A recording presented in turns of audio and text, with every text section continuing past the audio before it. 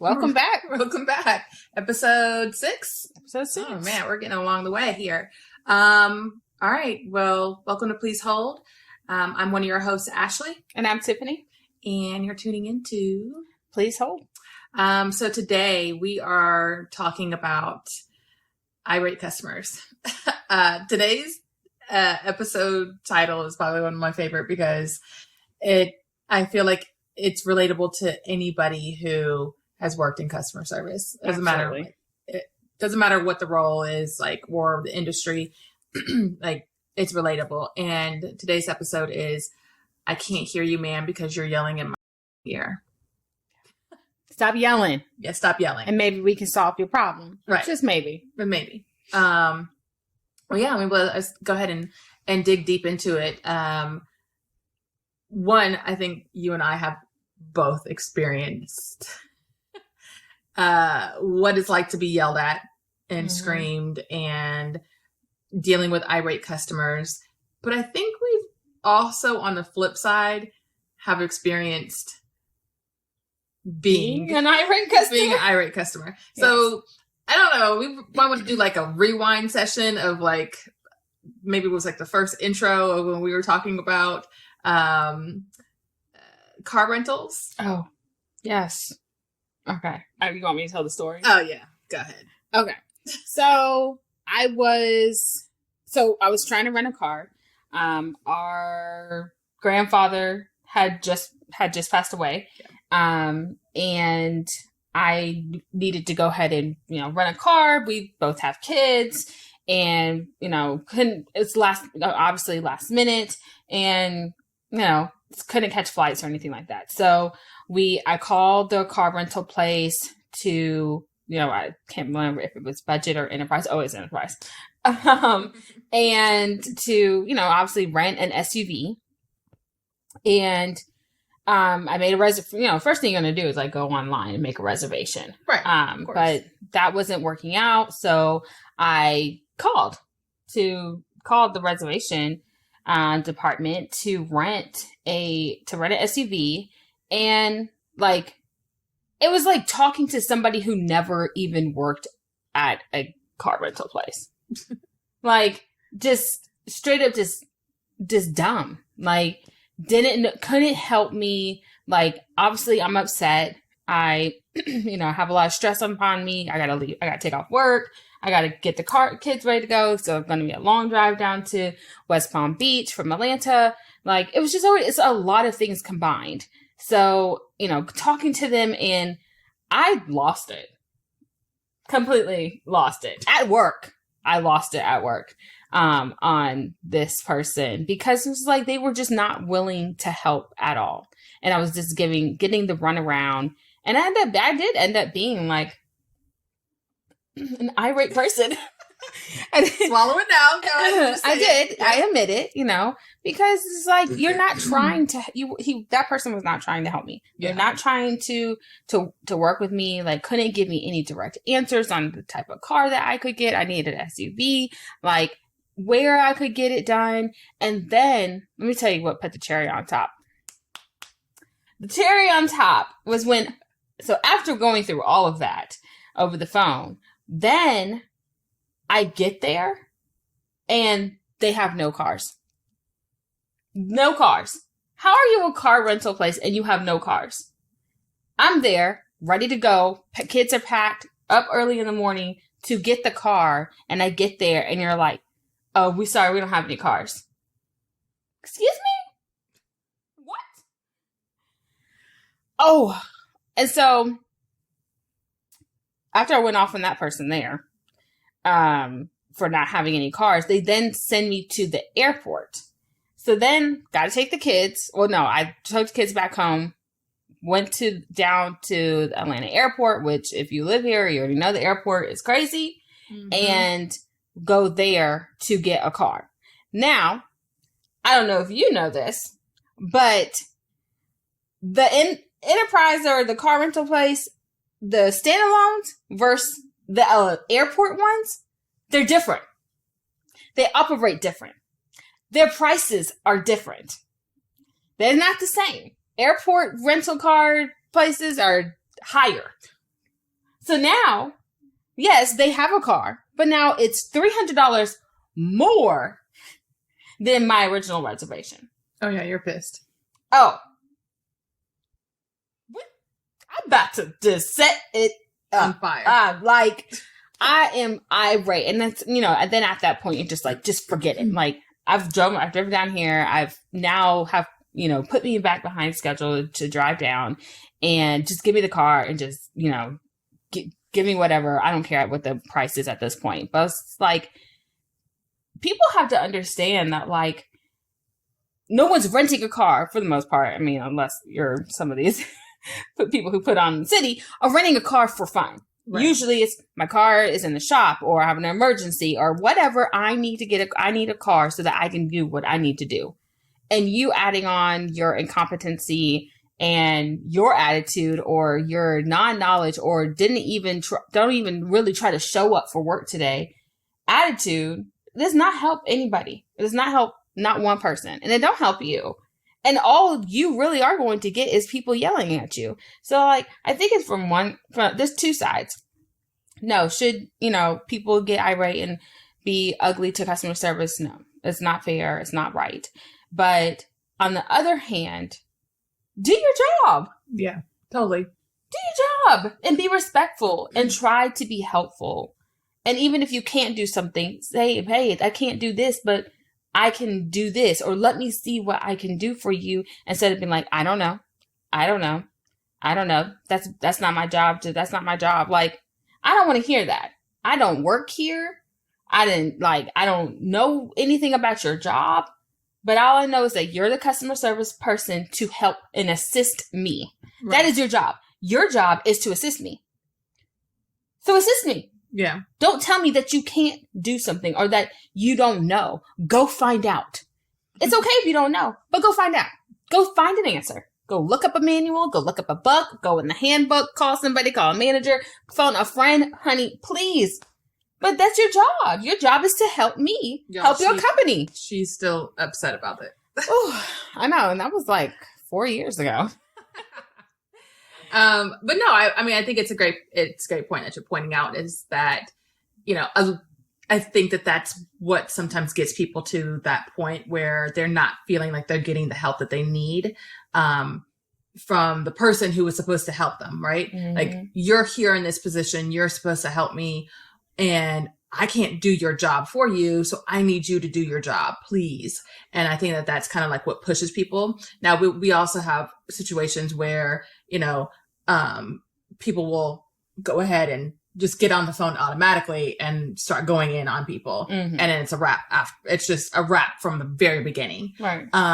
But so what we kind of want to, dive in today is that, like, when is the right time to, if you're in a call center, hang up on somebody, mm-hmm. right? And if you're dealing with somebody who's being just completely erratic, or they're being just disrespectful, or if you're dealing with in person, I think we've seen on TikTok, on just everywhere on social media, where people are actively verbally abusing people who are, whether you're in like Starbucks or just maybe at the gas station, at a restaurant through the window, mm-hmm. right? And it's like, when do you say like, okay, I'm going to have to put my customer service skills down and I can no longer talk to you because I'm not going to deal with that. Yeah. I mean, I think nowadays, one warning. I think like when we were working before, we were like, 2 warnings, and then the third time is like time to let it go. But nowadays, people are instantly abusive. Yeah. People are not just upset and calling and, yelling on the phone. No, people are threatening. People are abusive. People use abusive language, like, calling people out of their name or being racist. I mean, I know we've all seen the Karens. Yeah. The Karens and the Kens, running around and just because thinking that they're the boss or whatever. But yeah, I think immediately, as soon as someone starts being disrespectful to you and like not upset over the situation, that's different, but personally abusing you, Yeah.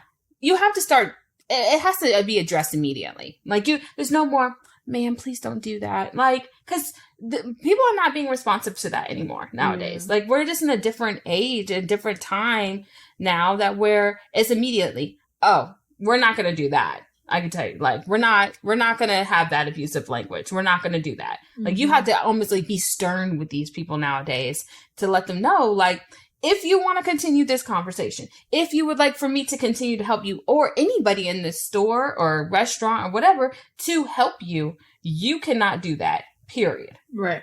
And that be done with it. Like this, oh, please don't do that. Like, I'm going to smile through it. Like, that doesn't work anymore nowadays. It's taxing, right? Like for not just the person who's receiving that, right? But also for other employees, for managers to be having to like go in and having to deal and take control of the situation. Like if it's nipped in the bud, like relatively quickly, saying like, hey, like, look, unfortunately, we just don't accept that kind of behavior in our store, in our restaurant, or at our business, wherever it is. I think making sure that like your customers know that, hey, like we don't tolerate that. And our employees, as much as like we value our customers, our employees come first. Right. Making sure, we talked about this, of making sure you have your employees back and making sure that they feel that they know that like if a situation like this comes up, yes, I know my manager or my leader, somebody in a management position is going to be able to stick up for me, or is going to be able to say like, hey, no, we're not going to tolerate that. Yeah. And you have to be able to give your employees that power to know that they can stand up for themselves and not lose their job. Yes. You know, there's lines and boundaries and everything. So no one says go off and punch the customer in the face because they're yelling at you. Right. You know, maybe if they punch you first or throw something or spit at you or something like that. I don't know. Not saying that, but you know, I'm just saying like, it's just, there's lines, you know, sure. So you have to know like, you can use language in a way to say, we're not going to tolerate that. No, sir. No, ma'am. You're not going to do that. Or we're refusing service at this time. And that at first, even if it's the first time, like we've seen things of like McDonald's food being thrown at, you know, people working there, or Chick-fil-A or what have you. Like we've seen those incidents, and it's just like, no, at that very moment, absolutely not. We're calling the police. We're going to have to put you down. Like, we're going to have to get some zip ties from the back, and we're going to have to tie you. Not put you down. Not put you down like that, but like sit you down. And what? Not like tranquilizer to put you down. Get her. But more of like, no, absolutely not. Like, we're not doing this. Like, you're suspended. We have a zero tolerance policy. Right. And I know that companies are afraid of being able to like lose their customer. That's one customer, right? You have to understand like that's one customer, and you have to put it into like your thought of like, is that the kind of customer that I want? Right. Do you want that person to continue to come in the store or to your business all the time and act like that? Right. And I think like it was very evident when we were at our previous company, because we were dealing with two things that were very sensitive to, you know, to the customers. Right. And it was like an everyday thing where we always were dealing with people who were yelling and screaming and just upset. And like, we had to learn to have like, to say like, okay, ma'am, like I need you to calm down, or I'm like, unfortunately, I can't hear you because I can't even process what you're wanting me to do, because you're just yelling and you're berating me and you're calling me names. And like, I think that people don't understand like how detrimental it is to someone's mental when they get off of a shift like that. Right. Yeah. And let's say if you work an 8-hour shift, you're working from 8 to 5. You would say probably on average, you take probably maybe about 15, 20 calls. Yeah, 15 to 20 calls, depending on how busy the call center is. I mean, Right. I know at some points they were taking 60 to 80 calls, and that's a lot. But imagine that more than half of those calls are from people who are calling not because they're going to tell you that they're having a great day and that you're doing a wonderful job. They're telling you, like, fix this shit now, right? Like they have a problem. And so imagine how, like, damaging that is to the mental, like, your mental state, to have to deal with that day in and day out. Like, you're going in you just closed out 8 to 5 shift, and then you got to wake back up and do that all over again. Right. Like, who wants to come into work and be like, all right, get my headset together, log on, take a sip of my coffee, and beep, fix this, you dumb. What? Sorry, excuse my language, but that is literally, like, as soon as thank you for calling, blah, blah, blah. Yeah. Boom, hit with it. It's like someone coming and knocking on your door in the morning. You just woke up, like, and they just knocked that door right down. Like, boom, like, okay, that's a rude awakening, and I don't want to. And now it's just like, now that set the tone for the day, and like they always say, like, oh, you just gotta, can't let it roll into your next call and into the next customer. Okay, I can't. Let's be real. Like, if I can, I came in here and acting crazy to you this morning, you're not gonna go not gonna be like, all right, now everyone can't take a lunch break, like, or something crazy, because you're gonna be like, visibly upset that someone just came in here and ruined your day. Right.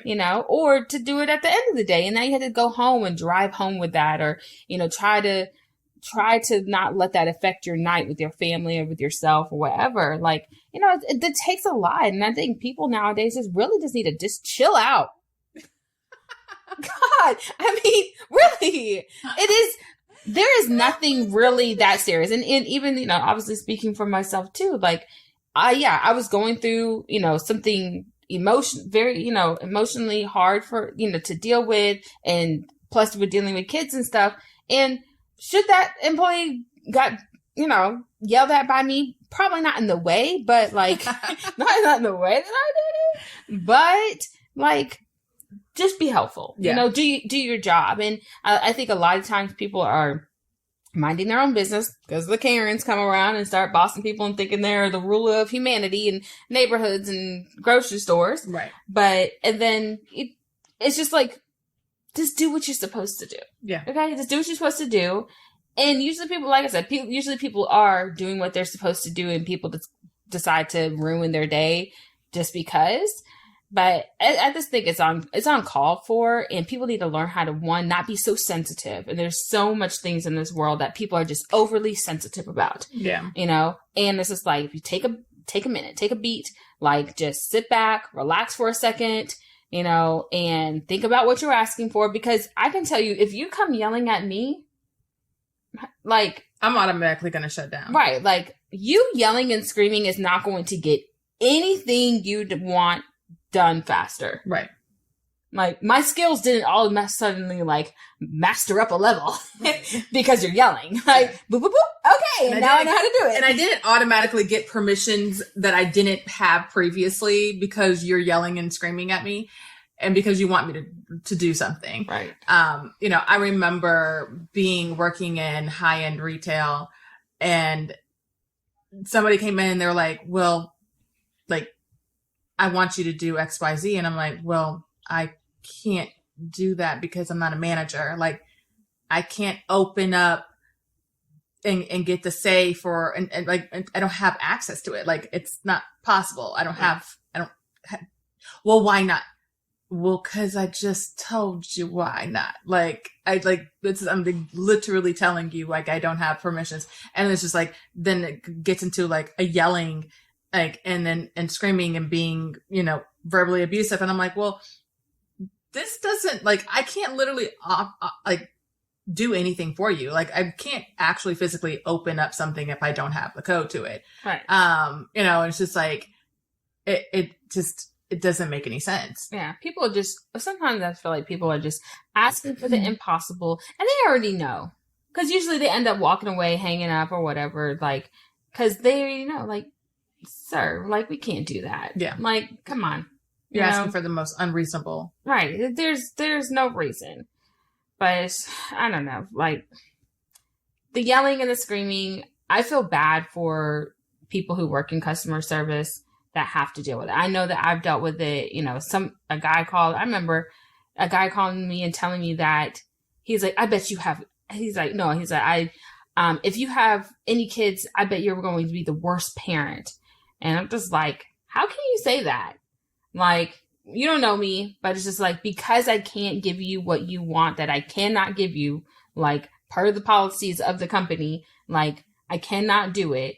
You, like, attack me in that way? Like, right. Is it really necessary? Like, super below the belt. Right. Like, and they just like, but you trying to hurt my feelings or, you know, call me names, still is not going to help your situation. Right. Because now, we're not going to be on the phone anymore. Yeah.